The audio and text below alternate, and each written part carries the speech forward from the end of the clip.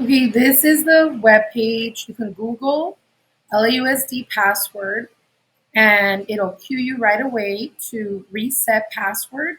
You can go ahead and click this one, reset password, and it will reset your password only if that one never works for me. I always use this one here. And then you do have to accept in order for it to continue. So I press accept. And you do need the information from MySys. So I go on MySys and I cut and paste the information. And you need the district ID, you need the birth date of the child, and you need the PIN, which can be found under student information on the MySys screen.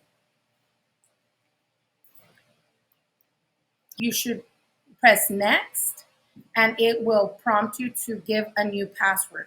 For your class, I've given them the password Marquez lowercase, capital Z, the number sign, and 33. That doesn't go there. I'm just putting that there so you know what the password is for your class. Okay, so it's Marquez, capital Z, the number sign, 33. And that should help you assign all your students when they go on the Chromebook. I will make another video to show you how to log on to the Chromebooks. Once the students have their email and their new passwords, they should be able to log on to their Chromebooks.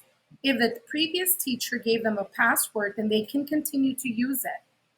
I hope this helps. Thank you.